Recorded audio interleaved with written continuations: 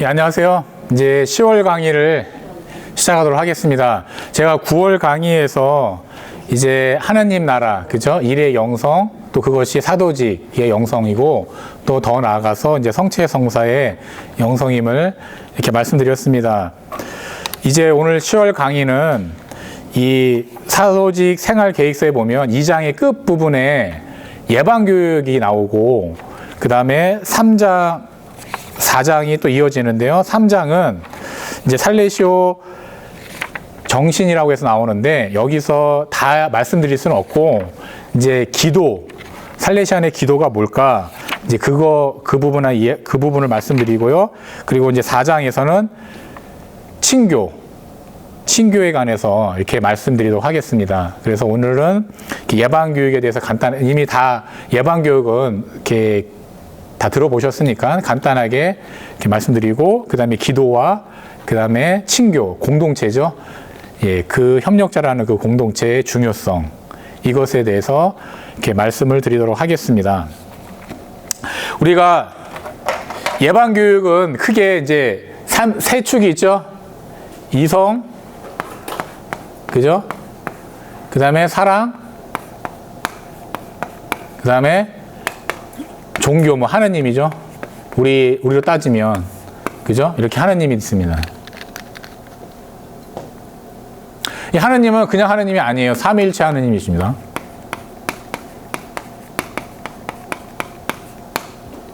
예. 자, 우리는 그런 것 같아요. 저도 그렇고,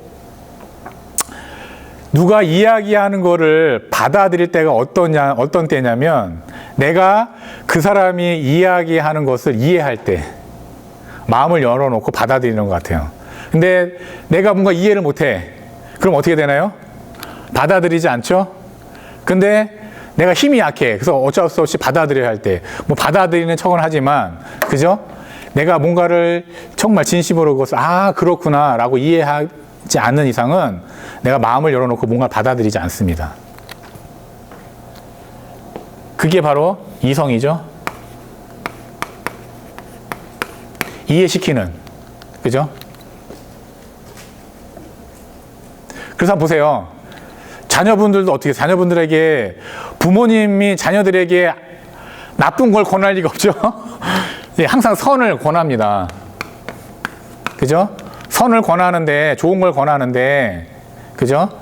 그거를 정말 내가 자녀들에게 이해시키는지, 아니면 부모님의 권위로 억누르든지, 아니면 강요하는지, 한번 우리가 생각을 해봐야죠. 자녀분들이 이해하지 못하면, 그건 확실해요. 마음을 열어놓고 받아들이지 않습니다. 받아들이는 척은 할지라도 받아들이지 않습니다. 근데 이게 왜 중요하냐면, 이렇게 받아들이지 않으면, 자기가 마음을 열고 받아들이지 않으면 자기 것이 되지가 않습니다. 내게 되지 않아요. 억지로 받아들인 거는 절대 내게 되지 않습니다.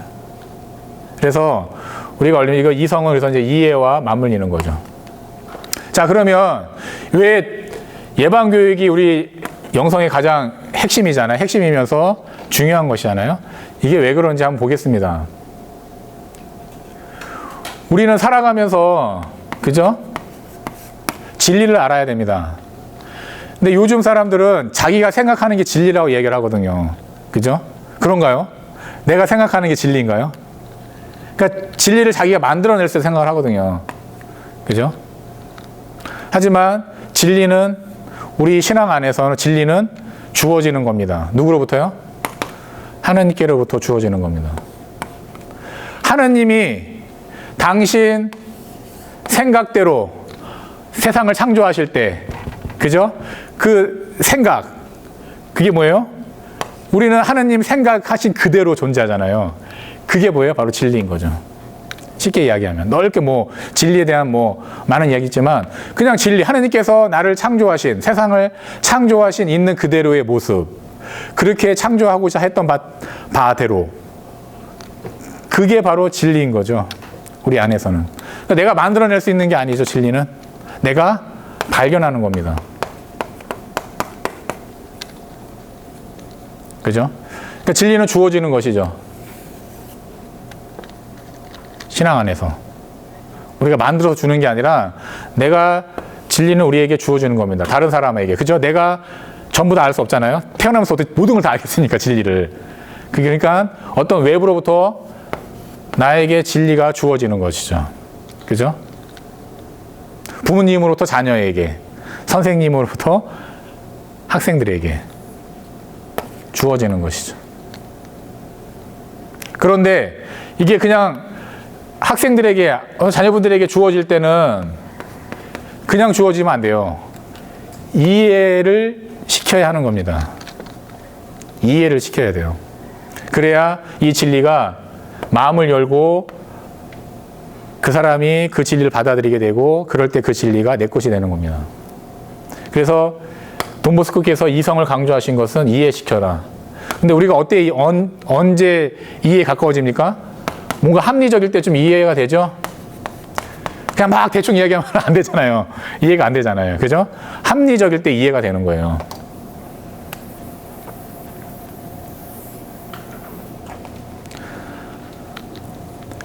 예를 들면 칼 가지고 사람을 찌르면 안 되죠? 칼을 뭔가를 음식을 썰 때 그게 칼의 본래 모습이죠? 어떤 걸, 그죠? 칼의 본래 모습은 뭔가를 썰 때 사용하는 칼의 본래 모습이잖아요. 이 본래 모습을 이해시켜야 되죠. 받아들이게 하려면. 칼은 이렇게 쓰는 거야. 칼은 원래 이런 쓰임새이기 때문에 원래대로 쓰려면 이렇게 써야 되는 거야. 사람을 찌르면 안 돼. 이거를 강요한다고 아이들이 받아들이나요? 받아들이지 않죠. 이해해야지. 근데 우리는 얼마나 이해시키고 있는가? 한번 생각해 봐야죠. 우리는 대부분 자녀분들이나 그리고 남에게 이해시키기보다는 어떻게 해요? 나의 논리력으로 어떻게 해요? 상대방을 무릎 꿇게 만들려고 그러죠. 그죠? 이게 맞으니까 무조건 받아들여라는 식으로 그렇게, 그죠? 논리력으로 강요할 때가 많죠. 그러니까 이 받아들이는 사람 입장 보세요. 내가 논리가 안 되니까 어쩌서 받아들이는 거죠. 얼마나 기분 나빠요. 그죠? 예. 내가 진 거잖아요. 그런 생각을 가질 수 있잖아요. 그러니까 돈보스께서 이성을 얘기하는 것은 논리력으로 아이들을, 젊은이들을 찍어 누르라는 게 아니라 합리적으로 잘 설명하고 이해시켜서 그 진리를 받아들이게끔 해주라는 것이죠. 왜? 그럴 때 그 진리가 그 아이들 것이 되기 때문에, 마음을 열고 받아들이기 때문인 겁니다. 그죠? 그리고 이 사랑, 그죠? 또 우리가 언제 또 마음을 열게 되나요? 저 사람이 나를 사랑하는구나 라고 했을 때 그 사람에게 마음을 열립니다. 그리고 그 사람이 제시하는 것들은 자연스럽게 받아들이게 되어 있어요. 근데 저 사람이 날 사랑한다는 생각이 없어. 그러면 마음을 열질 않죠. 예. 그래서 돈보스코 성인께서 뭐라고 말씀하세요? 젊은이들을 사랑하는 것만으로는 부족합니다. 사랑받고 있음을 느끼게 해야 됩니다. 예. 그래서 이 사랑, 교육이란 건 그런 거잖아요. 어떤 거를 이 선이나 어떤 진리나 이런 것들을 전해주는 거잖아요. 그죠? 그럼 전해주면 받아들이는 사람이 있다는 건데, 그 받아들이는 사람이 마음을 열고 진실로 받아들이지 않으면 그런 좋은 것들은 다 쓸모가 없는 거예요, 사실. 왜? 받아들이지 않으면 자기게 되지 않기 때문에. 우리도 마찬가지잖아요. 개인적으로도 한번 생각을 해볼 때 누가 나한테 강요하면 받아들이는 척을 하지 실제로 받아들입니까? 그래서 이 사랑이 필요한 거죠. 그런데 또 보세요. 자, 요 이성은 이제 진리와 연관이 있는 거죠. 예. 파스칼이라는 철학자가 이렇게 얘기했습니다. 세상 안에는 이성의 논리와 사랑의, 마음의 논리가 있다. 이렇게 하면 마음의 논리.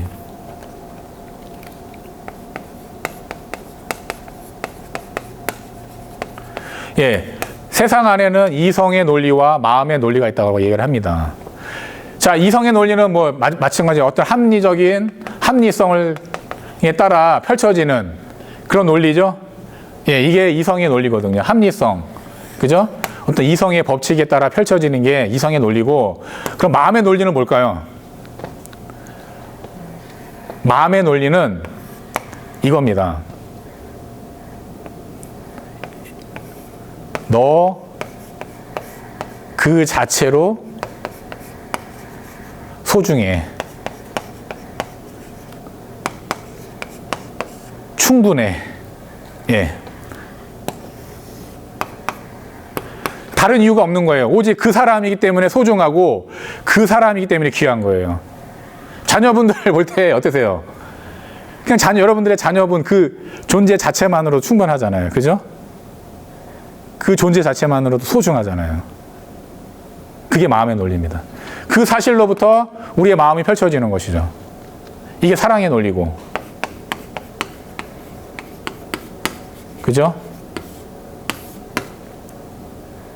그러니까 그 자체로 그 사람이 소중하기 때문에 그 사람을 위해서 뭔가를 해주고 그 사람이 꽃필 수 있도록 우리가 도와주고 이끌어주는 거죠. 그 사람, 그 자체가 중요하기 때문에, 충분하기 때문에. 이게 마음의 논리죠. 그래서 마음의 논리는 그 자체로, 그 존재 자체만으로도 충분하다는 그걸 중심으로 해서 펼쳐지는 거죠. 여기는 합리성, 이런 걸로 펼쳐지는 것이고. 그죠? 그래서 이 마음의 논리를 살아가는 게 뭐예요? 우리 예방교육 안에서 사랑인 겁니다. 사랑.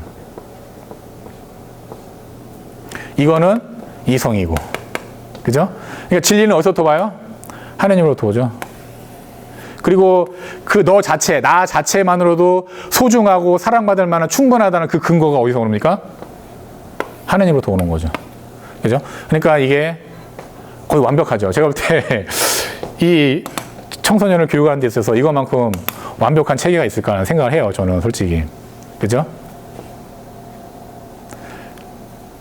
그래서 이성의 논리와 마음의 논리, 그리고 이것의 근원인 하느님. 그죠?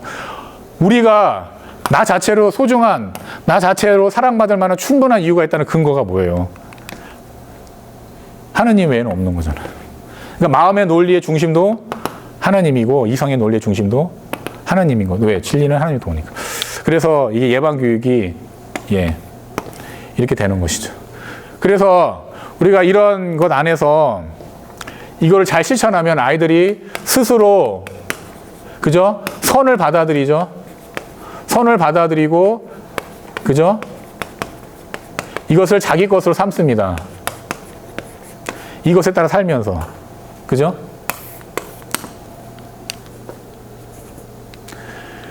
그러니까 어떻게 해요, 이제? 이렇게 되면은 내가 어떤 그 젊은이들이 어떤 현상을 보면 스스로 판단할 수 있는 힘이 생기거든요. 스스로 결정할 수 있는 힘이 생깁니다. 왜? 이미 자기 것이 됐거든요. 근데 여기서 막 강요하고 막 이래버리면 이게 안 되는 거예요. 이게 이루어지지가 않은 거죠. 그러니까 어떤 상황을 보더라도 그 아이가 스스로 뭔가를 할 수 있는 게 아닌 거죠. 그래서 우리가 예방교육, 예방한다고 하는 거잖아요. 그렇죠? 그래서 우리가 흔히 이제 착각을 하는 게 뭐냐면 어떤 아무도 없는 식당에 식탁 위에 뭐 사과가 딱 놓여 있어요. 근데 아이가 들어와요. 그러면 이제 아무도 안 보니까 먹고 싶은 생각이 들잖아요. 그래서 그것을 애가 몰래 먹지 못하도록 사과를 치워주는 게 예방교육이라고 생각하는데 이건 예방교육이 아닌 거죠. 그냥 범죄 차단하는 겁니다. 왜? 정말 예방이 됐다라면 아이가 그것을 보더라도 스스로 먹으면 안 된다는 걸 판단하고 스스로 선을 실천하게 하는 거죠. 이게 진짜 예방교육인 거죠. 단지 그 사과를 치워놨다고 해서 예방교육을 한 게 아니에요. 그럼 차단한 거죠. 범죄할 수 있는 기회를. 어떤 도둑질을 할 수 있는, 도둑질한테 몰래 먹을 수 있는 그거를 차단한 것밖에 안 되는 거예요. 그러면 나중에 딴 데 가서도 어떻게 할 거예요, 그러면? 딴 곳에서 그런 똑같은 상황이 일어났다면 그럼 그 아이는 어떻게 될까요? 당연히 먹겠죠. 그래서 예방은 아이가 스스로 그것이 선임을 알고 이해하고 그것을 받아들이게 해서 자기 것이 되게 하게끔 하는 겁니다. 그러니까 이게 예방교육이 엄청나게 중요한 것이죠. 그러니까 근데 이게 왜 영성이 되냐면, 그죠? 진리를 알려면, 그리고 그 자체로 타인을 긍정하려면 나를 무수히 내려놔야 되죠. 진리를 알려면 하나님과 항상 연결되어 있어야죠. 그죠? 그래서 우리는 이 과정 안에서도, 그죠? 우리가 하나님과 함께 하지 못하면 이게 안 나오는 거죠. 얼마나 우리는 유혹을 느껴요. 논리력으로 누구를 찍어 누르고 싶은 얼마나 그런 유혹을 많이 느낍니까? 그래야 내가 뭔가 된 것 같잖아요. 아, 내가 드디어 승리했어. 그런 어떤 걸 느끼잖아요. 늘 이게 정말 자기를 비우지 않으면 안 되죠. 사랑을 해도 자기 욕심을 얼마나 내려놔야 됩니까? 그러니까 이 자체가 이미 영성인 거죠. 영성. 이게 교육 방법론뿐만 아니라 이게 우리가 영성 안에서 자기 영 있게 성령과 일치하지 않으면, 그죠? 우리가 성령과 일치할 때 우리의 생각이 어떻게 돼요? 뭘 보게 되나요? 진리를 보게 되는 겁니다. 성령과 일치할 때 자기를 내려놓을 수 있는 힘이 생기고 그 사람을 긍정할 수 있는 힘이 생기는 거죠. 그래서 이 예방교육이 이렇게 우리의 핵심인 거죠. 그래서 이게 자녀분들에게 얼마나 예방교육을 실천하고 계신지 한번 우리 생각해 보면 좋겠습니다. 그 예방교육을 하면서 자기도 성화되는 겁니다. 왜? 끊임없이 자기를 비워야 하기 때문입니다. 그래서 이 예방교육을 우리가 좀 깊이 한번 잘 이렇게 심도 있게 생각해 보면 좋겠습니다. 그리고 이제 기도에 대해서 이제 좀 말씀드리겠습니다. 기도.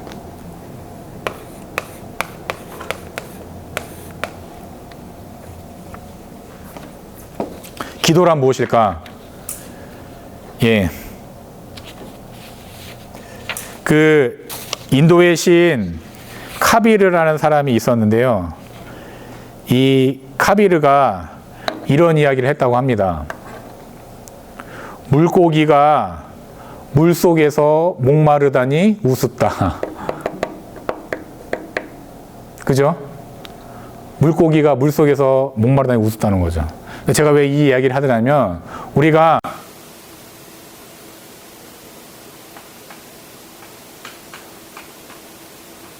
하나님은 어디에 계셔? 막 이렇게 생각하잖아요.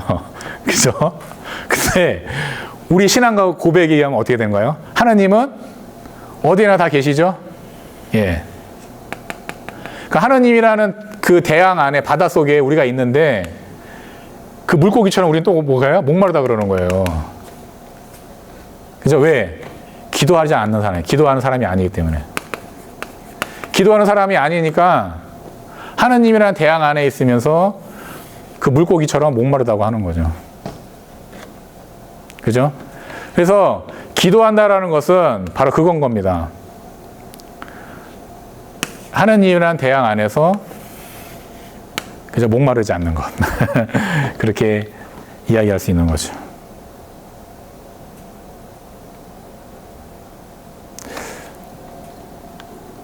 우리가 기도하면 기도가 이제 여러 가지 넓죠. 예, 하나님과 함께하면 다 기도잖아요. 근데 우리가 생각해야 될 게 조금 편협되어 있는 기도관을 갖고 있는 거죠. 어떤 우리가 흔히 쉽게 생각하는 게 하느님에 대한 거룩한 생각, 이것이 기도라고 생각하는데, 그죠? 물론 기도일 수도 있죠. 그런데 이러한 거룩한 생각을 통해서 하느님의 현존 안으로, 하나님이라는 이 대양 안으로 자기가 들어가지 않으면 이건 기도하는 게 아닌 거죠. 그냥 하나님에 대한 생각을 하는 것뿐인 거죠. 그러니까 이걸 통해서 어떻게 되는 거예요? 하나님 현존 안으로 자기가 들어가야 됩니다. 이게 기도입니다.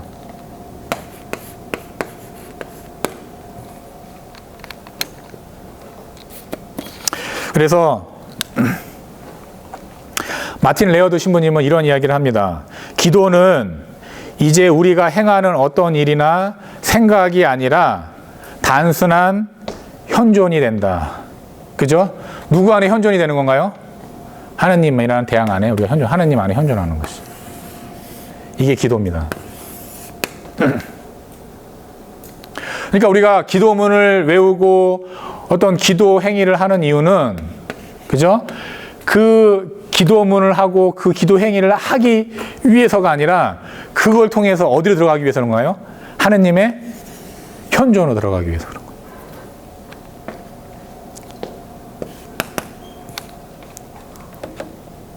이게 기도입니다.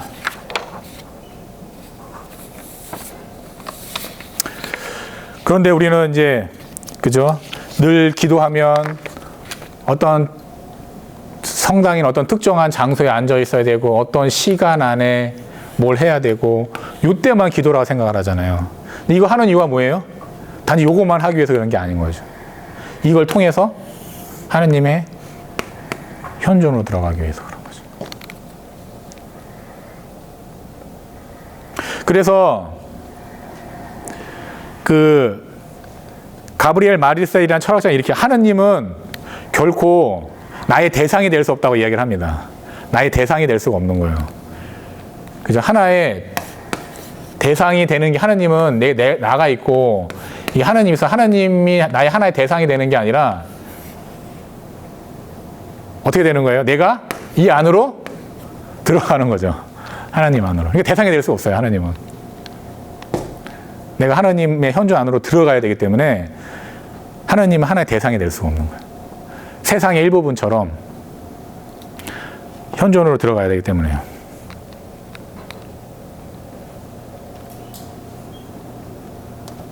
자, 이게 기도의 핵심인 거죠, 원래.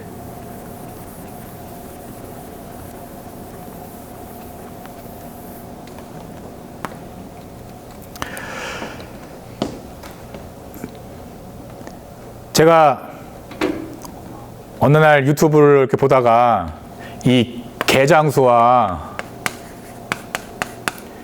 이 개에 관한 찍어놓은 영상을 본 적이 있는데요.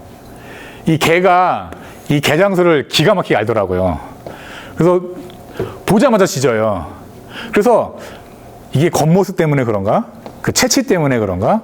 그래서 이 실험팀이 개장수를 이제 완전히 신사처럼 이렇게 양복도 입고 향수 뿌리고 막 그렇게 한 다음에 다시 그 개한테 간 거예요. 그러자마자 개가 똑같이 반응을 하는 거예요. 그 변하기 전에. 전과 같이 똑같이 개가 개장수임을 알아보는 거예요. 그죠? 그러면 우리는 정말 하나님을 이 개가 개장수 알아보는 것처럼 체험을 하느냐, 본능적으로 체험하느냐는 거죠. 그죠? 그게 기도인 거죠. 그게 기도하는 사람과 기도하지 않는 사람의 차이인 겁니다. 기도하는 사람은 개가 개장수를 알아보듯이, 그죠? 하느님을 그렇게 본능적으로 거의 체험하는 거죠. 아는 거죠. 왜? 하느님 현존 안에 있어요. 그래서 이게 기도를 해야 되는 겁니다. 기도하지 않는 사람, 기도를 하지 않으면 안 되는 거죠. 우리가 이 공적인 기도가 있잖아요. 그죠? 뭐, 미사나 뭐 이런 것들도 있어요. 그죠? 사적인 기도가 있습니다. 그죠? 이 공적인 기도가 없으면 어떻게 될 것 같으세요? 자기가 생각하는 하느님을 만나, 그죠? 자기가 생각하는 하느님을 만날 가능성이 커요. 그죠? 그러니까 공적인 기도가 있는 거예요. 올바르게 기도를 함으로써 올바르게 하느님 현존으로 들어갈 수 있게끔. 자기가 생각하는 하느님의 현존이 아니라, 그죠? 그래서 공적인 기도가 필요한 거죠. 근데 공적인 기도뿐만 아니라 사적인 기도가 없으면, 그죠? 결국 이 현존으로 넘어가는, 이건 누가 해야 되는 거예요? 내가 해야 되는 거예요. 나지, 누가 해주는 게 아닌 거 대신. 그죠? 남편이 해주는 것도 아니고, 자식이 해주는 것도 아니고, 그죠? 이 현존으로, 이걸 통해서 이 현존으로 넘어가야 하는 것은 바로 나입니다, 나. 나 자신이에요. 그 누구도 아닌 내 자신이 넘어가야 할 거거든요. 공적인 기도가 올바른 길로 갈 수 있도록 인도는 해주지만, 이 인도에 따라 이 안으로 들어갈 사람은 누구예요? 나 자신이에요, 나 자신. 그러니까 이게 사적인 기도죠. 이게 사적인 기도의 의미인 거예요. 내 개인적인 것을 청탁하는 게 사적인 기도가 아니라, 물론 우리가 하느님은 아버지시니까 우리의 어떤 사적인 청탁도 들어주시겠죠. 근데 정말 본질적으로 이 사적인 기도의 핵심은 내가 필요한 것을, 개인적으로 필요한 것을 청탁하는 것이 아니라 이걸로 넘어가는 데 있어서 넘어가는 건 누구예요? 나 자신이라는 거예요. 나 자신. 그러니까 사적인 기도를 해야 되는 거죠. 공적인 기도뿐만 아니라. 내가 골방에 앉아서 하느님과 정말 그 친밀함, 그 가운데에서 내가 마음을 열고 하느님 현존에 있으려고 할 때 이게 스스로 넘어가는 거죠. 근데 그런 거 없이 늘 공적인 기도만 했다고 다 했다고. 나는 이제 공적인 기도 했으면 다 했어. 그죠? 방향은 맞는데 내가 안 가는데 무슨 소용이 있겠습니까?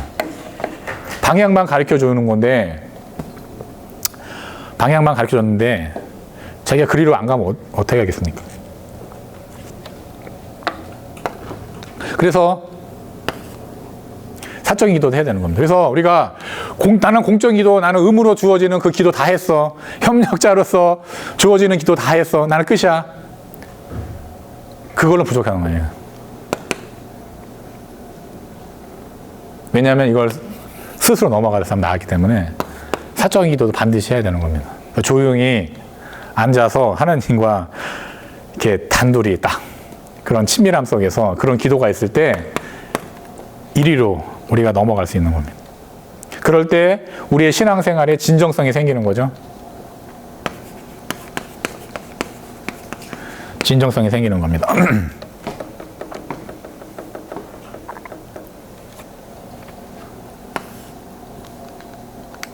그래서 얼마나 우리가 이런 사적인 기도를 하는가. 물론 이제 협력자로서 공적인 기도 중요하죠. 근데 하지만 이것도 중요하다.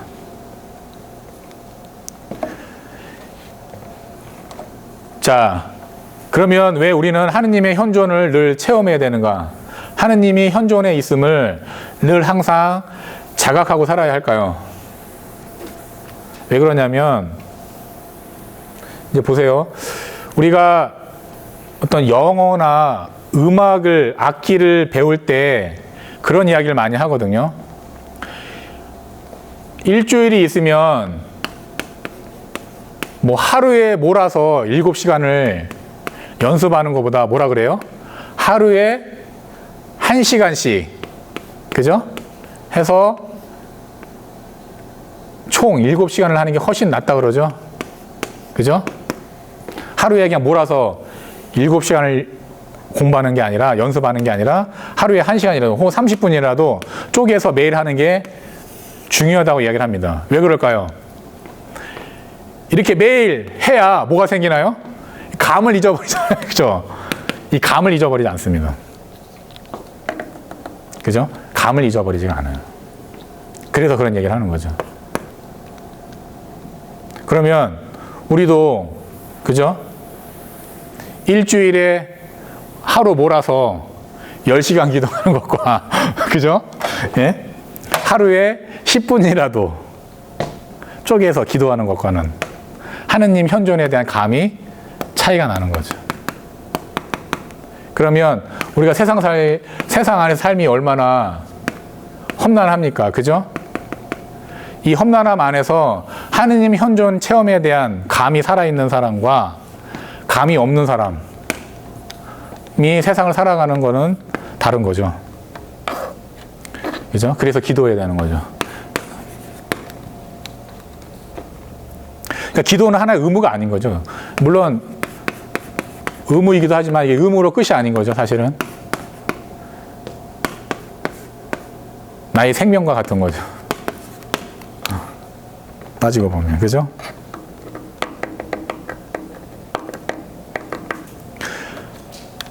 기도하지 않으면 하느님의 현존으로 들어갈 수 없기 때문입니다. 그래서 우리가 항상 기도하라는 말 많이 들어보시죠. 항상 기도하라.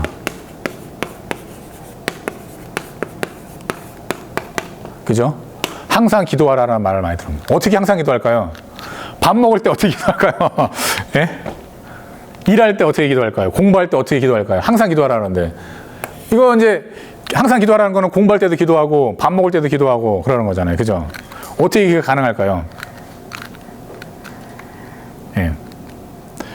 그래서 이 케르크호프라는 신학자가 끊임없이 기도하라 라는 그 표현을 이렇게 구약 전통에 입각해서 연구를 했는데, 이 끊임없이 기도하라라는 이 말은 이 어떤 특정한 시간이나 특정한 장소에서 기도하는 그런 의미가 아니라, 기도가 어떤 삶을 바라보는 어떤 기도의 자세,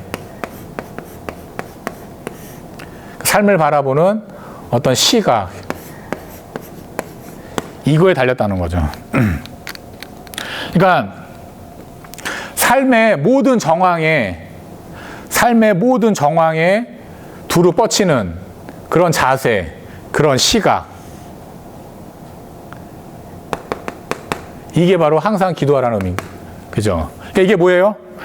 공부할 때도 공부를 바라보는 시각, 그죠?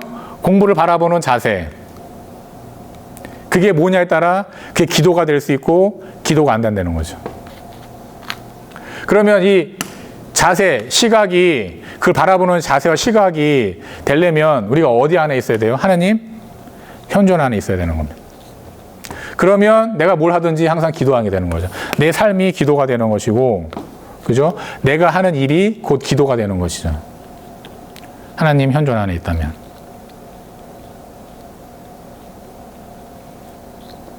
그래서 이게 항상 기도하라가 가능한 거죠. 근데 우리가 그냥 기도를 단순히 어떤 기도문을 바치고 어떤 성당 안에 앉아있는 그 순간만이 기도라고 생각하면 불가능한 거죠. 그죠? 그래서 이게 이 항상 기도하라라는 이 의미에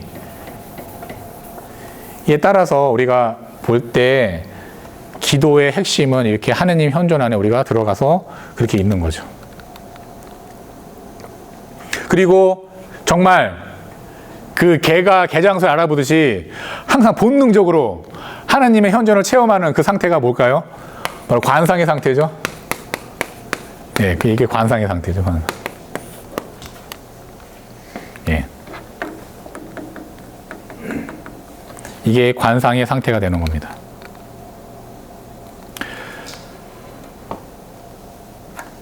그래서 프랑스와 바리옹 신부님은 이렇게 얘기합니다. 기도란 우리가 우리의 삶 안에 계시는 하느님의 존재와 그분이 우리 인생에 행하신 바를 깨닫게 되는 순간 자연스럽게 솟아나게 될 것이다. 우리가 하느님 현존 안으로 들어가면, 그죠? 하나님께서 우리에게 무엇을 해주셨는지를 깨닫게 되거든요.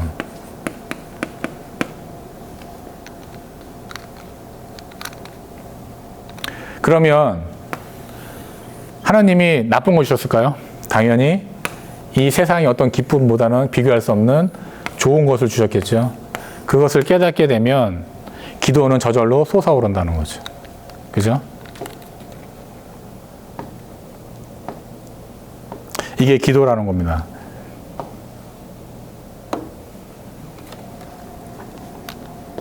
자, 그러면 보세요. 제가 이제 영 나가 있고 몸 나가 있다고 그랬죠. 자, 이게 생각.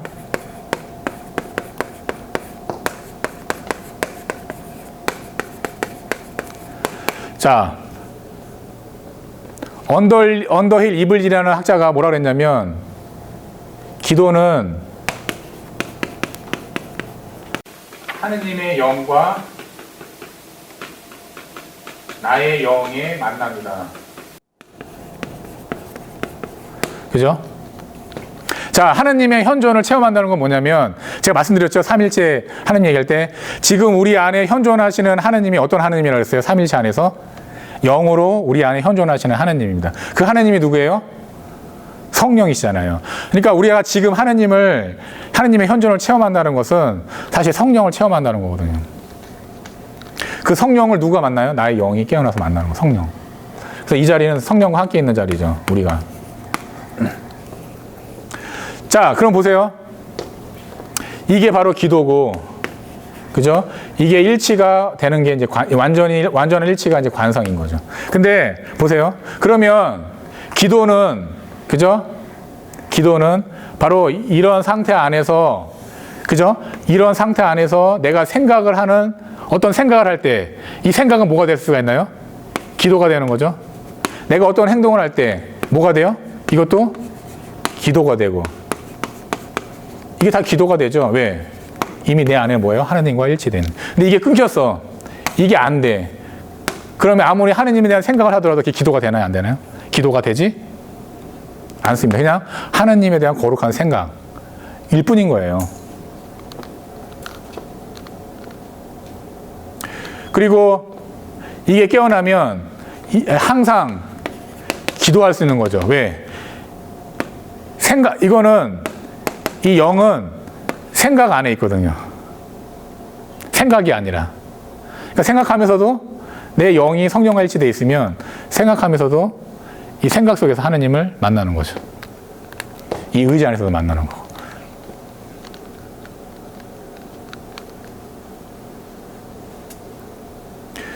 그래서 결국은, 이래서 이게 다 영성생활이잖아요. 영성생활. 그죠? 나의 영이 성령과 일치하는, 그래서 그 성령이 이끄신 대로 사는 삶. 이거는 구별이 되는, 이게 구별이 되죠. 요 나의 영과 생각, 의지, 감정은 다 구별이 됩니다. 그죠? 제가 전에 강의할 때 다 말씀드렸죠. 구별이 되는 겁니다. 그러니까 이 안에, 그죠?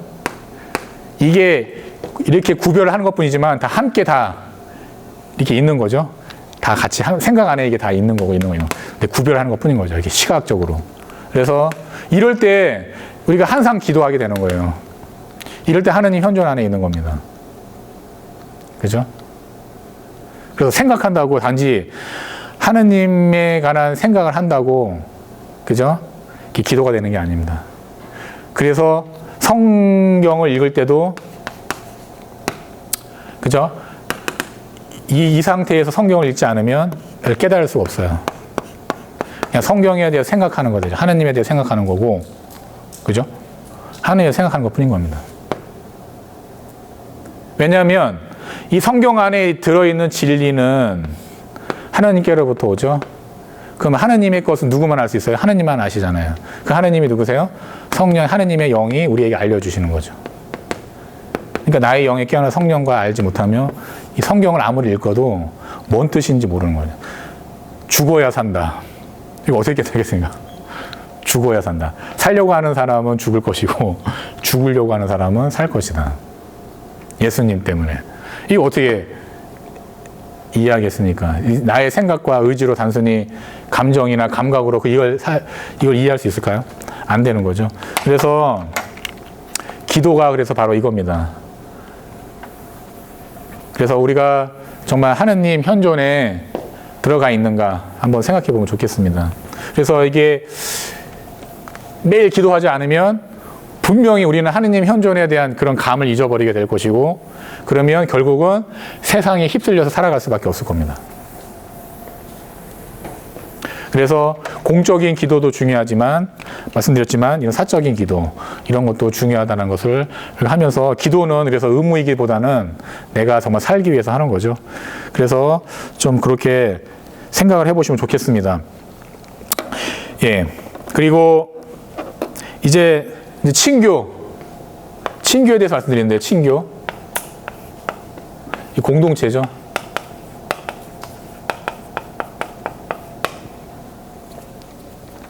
우리 협력자회로 맞죠? 협력자회.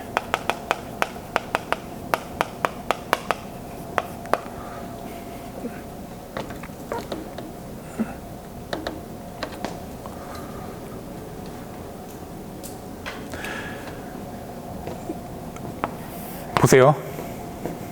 우리가 신앙을 갖고 있죠. 예수님에 대한 신앙을 갖고 있습니다. 근데 우리 중에 2000년 전에 살아셨던 예수님을 직접 본 사람도 없어요. 예수님의 음성을 들은 사람도 없고, 그런데 우리는 예수님에 대한 신앙을 갖고 있어요. 어떻게 그게 가능할까? 자, 예수님이 계시죠? 그리고 예수님과 함께 살았던 사도들이 있죠? 예, 사도들이 있습니다. 자, 이 사도들이 예수님과 함께 살면서 예수님이 하느님이시라는 어떤 신앙을, 그죠? 공동체를 이루면서 살죠. 살고, 이 사도들 후대는 예수님을 직접 보지 못했지만 이 공동체 안에 사도들의, 그죠? 이 사도들 바로 뒤에, 예수님을 보지 못했던 이 사도들 바로 뒤에 신앙의 후손들은 이 사도들의 신앙을 이 공동체 안에 들어가서 살면서 이 신앙을 알게 되는 거죠. 전수받고, 그죠? A라는 후손이 있다고 생각을 하세요. 그죠? 그러면 이제 B라는 후손은 또 어떻게 신앙을 전수받나요? 여기에 들어가면, 여기 공동체. 이렇게 해서 우리까지 내려온 거죠. 그죠? 직접 예수님을 보지 못했는데도 이 신앙이 어떻게 해요? 전승되고. 어디서? 공동체를 통해서. 이게 뭐예요? 교회인 거 맞잖아요, 교회. 그러니까 이 공동체가, 교회가 없었으면 우리는 예수님에 대한 신앙을 가질 수가 없습니다. 왜? 직접 못 봤거든요. 직접 살지도 못했고. 그래서 공동체가 중요한 겁니다. 그래서 이런 분들이 계시죠. 아니,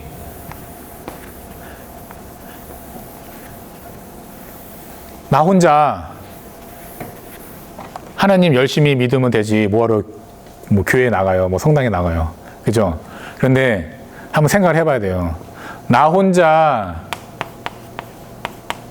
신앙생활을 할 때 그 내가 생각하는 하느님이, 내가 생각하는 예수님이 진짜 예수님인지, 아니면 내가 생각한, 내가 만들어내는 하느님은 아닌지 어떻게 구분하실 거예요? 그죠? 이 본래 신앙, 예수님에 대한 본래 신앙, 그래서 항상 어디에 담겨져 있는 건가요? 공동체 안에 담겨져 있는 겁니다. 돈보스코의 영성은, 신앙은 어디에 담겨져 있는 건가요? 살레시오라는 공동체 안에 담겨져 있는 겁니다. 협력자로서의 영성, 삼력자로서의 신앙은 그럼 어디에 담겨 있는 건가요? 협력자라는 공동체 안에 담겨져 있는 겁니다.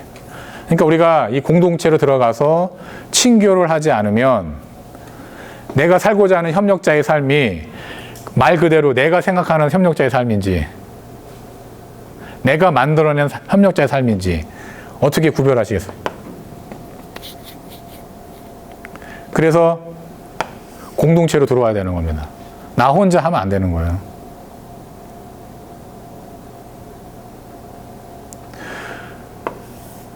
그런데 오늘날 우리는 공동체가 뭔 소용이 있어. 그냥 왜 개인주의, 그죠? 개인주의에 빠져서 공동체가 뭐 필요해서 내가 알아서 하면 되지.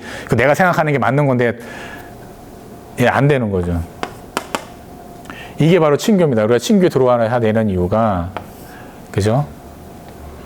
공동체에 들어오지 않으면 우리는 본래 우리가 살고자 했던 그 영성, 신앙을 알 수가 없습니다. 그냥 내가 생각하는 대로 이렇게 살아갈 확률이 거의 뭐 맞죠. 거의 그렇게 되죠. 그래서 우리가 좀 이렇게 생각을 해봐야 되는 거죠. 친교에 대해서. 근데 우리가 얼마나 친교가 싫습니까? 그죠? 내가 하고 싶은 대로 하고 싶은데, 내 취향대로 살고 싶은데, 내 취향대로 믿고 싶은데, 항상 뭐 이렇게 하래, 막 이렇게 하래. 그죠? 그러니까 친교를 별로, 아예 친교는 필요하지 않다 생각을 하거든. 근데 내 취향대로, 내가 생각하는 대로, 내 적성이, 뭐 그렇게 생활하면, 그죠? 자기만의 신앙으로 빠질, 자기만의 영성으로 빠질 가능성이 아주 농후하죠. 높습니다, 아주. 그렇기 때문에 친교를 하라고 이렇게 얘기를 하는 겁니다. 친교.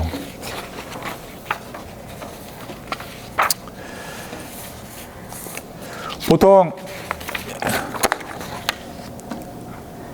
어떤 이게 종교 이렇게 역사를 보더라도요. 어떤 그 신앙의 그러니까 종교 어떤 창시자가 있잖아요. 창시자가 있으면 이 사람을 둘러싼 항상 공동체가 형성이 됩니다. 그죠? 불교도 마찬가지고 다 형성이 되잖아요. 그 형성이 되면서 그죠? 이 창시자가 가지고 있던 어떤 영성, 그죠? 신앙,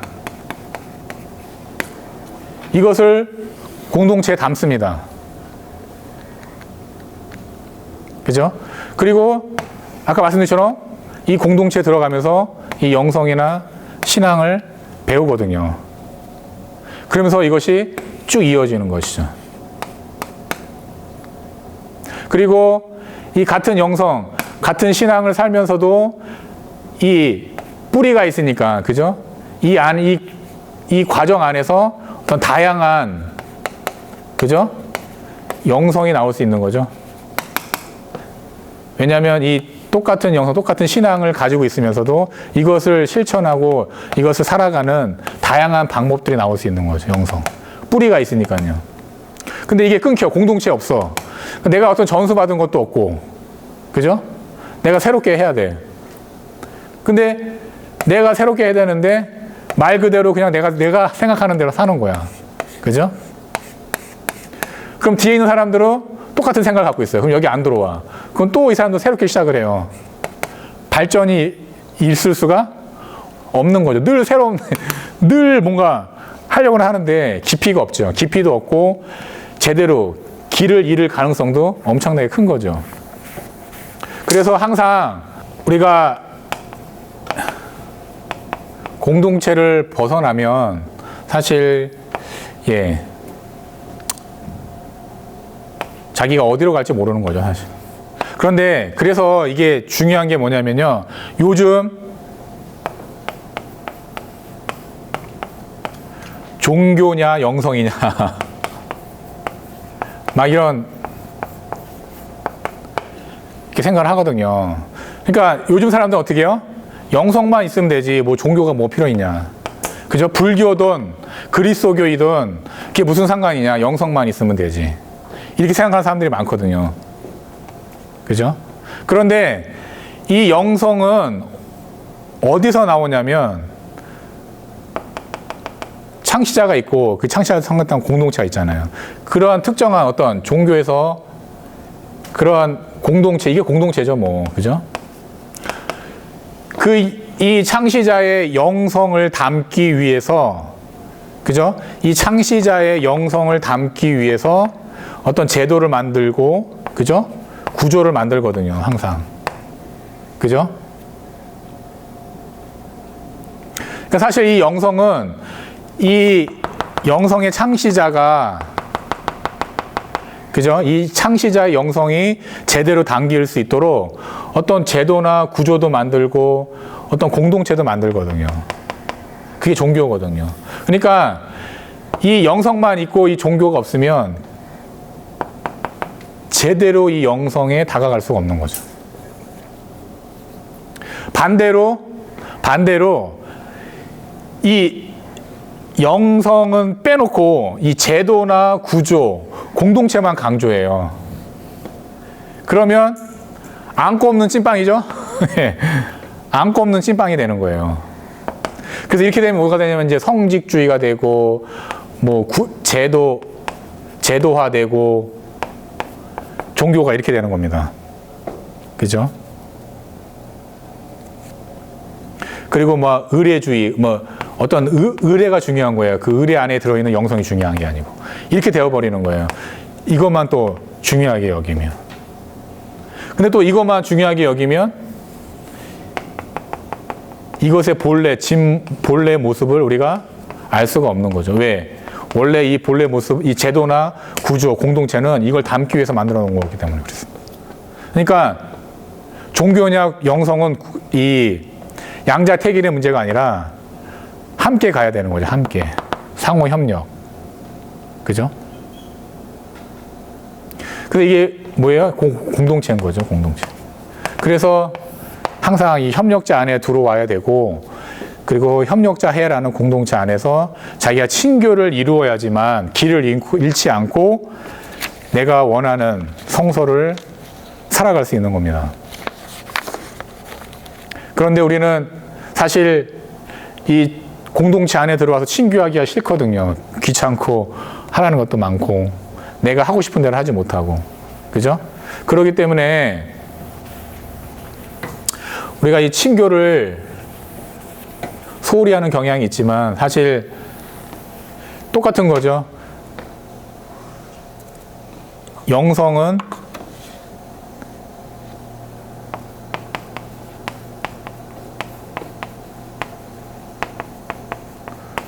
이 안에 담겨져 있습니다.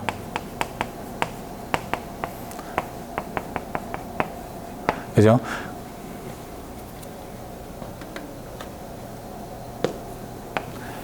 내가 만들어낸 게 아니죠. 영성 내가 만들어낸 게 아니에요. 이 공동체에 들어와서 내가 보고 아 그렇구나 이게 바로 나의 성소구나 그걸 발견한 거죠. 이리로 들어와야죠. 내가 발견한 거면 내가 창시자가 돼야죠. 그럼 보세요. 내가 어떤 영성의 창시자라고 하면 또 자기도 자기를 따르는 사람들이 있잖아요. 따르는 사람이 있고 이 영성이 이어지려면 뭔가 제도화해야 되고 뭔가 구조를 만들어야 된다는 건 아는 거죠.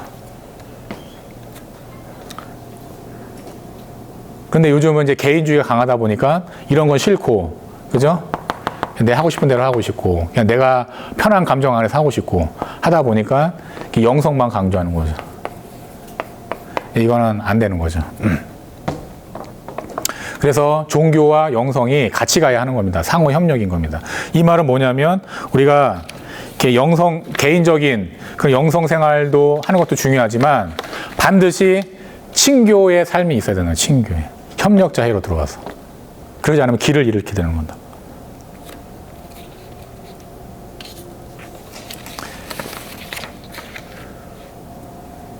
그래서 한번 이 친교에 대해서 우리가 잘 이렇게 생각을 해보면 좋겠습니다. 물론 이 공동체 안에서 사는 것이 쉽지는 않습니다. 자기 내려놔야 할 것도 많죠. 그래서 저는 그래요. 자기 영이 깨어나려면, 그죠? 사실 이 자기 영이 깨어나려면 제일 좋은 방법이 뭐냐면 자기가 싫어하는 일 하는 거예요. 예. 싫어하는 일 하는 게 사실 자기 영이 깨어나는 가장 좋은 방법입니다. 왜냐하면 내가 좋아하는 것만 하면 몸나에 길들여지거든요. 근데 내가 싫어하는 거 보면 여기가 걸려요. 걸리면서 이 계기를 통해서 내 영이 깨어나는 기회를 얻게 되는 거죠. 그래서 이 싫어하는 일을 만날 수 있는 그 장이 뭐예요? 가장 좋은 장이 공동체죠, 사실. 예. 공동체예요. 가정도 마찬가지잖아요. 가정도 하나의 공동체잖아요.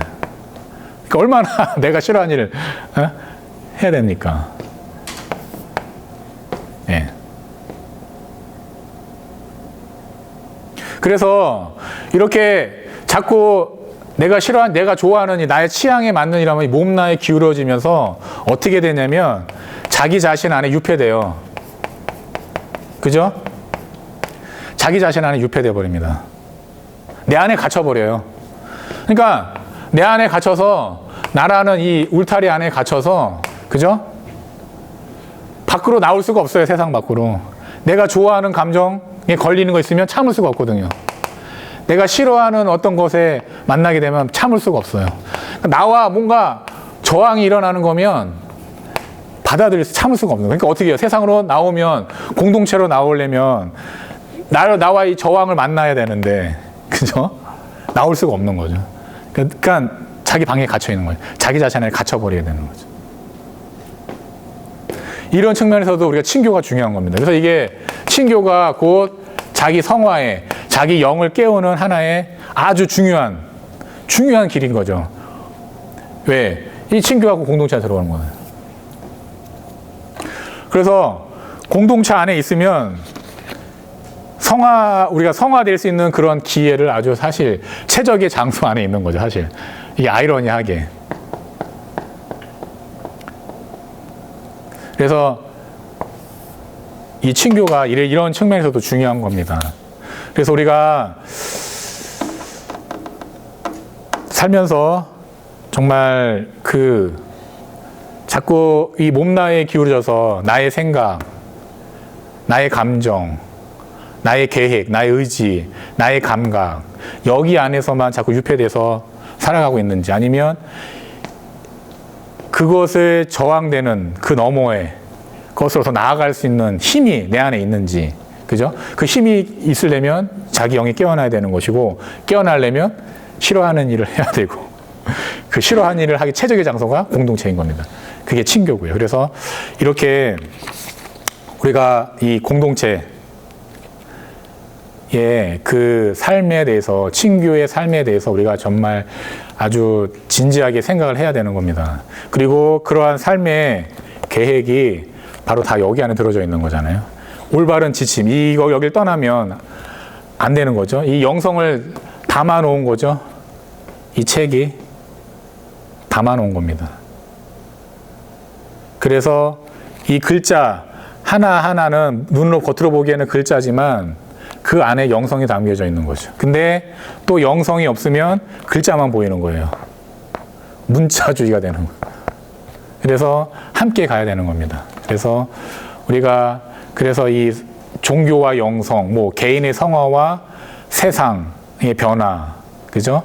이게 다 동전의 양면처럼 함께 가야 하는 것임을 우리가 알면서 협력자회로서 자기 성소를 살아가는 준비를 하고 있는 거잖아요. 그래서 이러한 친교의 삶에 우리가 좀 더 관심을 갖고 힘들고 어렵지만 혹은 싫지만 자기가 좀 의지를 가지고 이렇게 해야 되는 겁니다. 그럴 때 길을 잃지 않고 우리가 함께 그 공동체 안에 담겨져 있는 돈보스코의 그 하나의 영성을 살아감으로써 우리가 일치될 수 있고 또 그를 통해서 성화될 수 있음을 우리가 잘 생각해 보면 좋겠습니다. 그래서 이것으로 마치도록 하겠습니다. 감사합니다.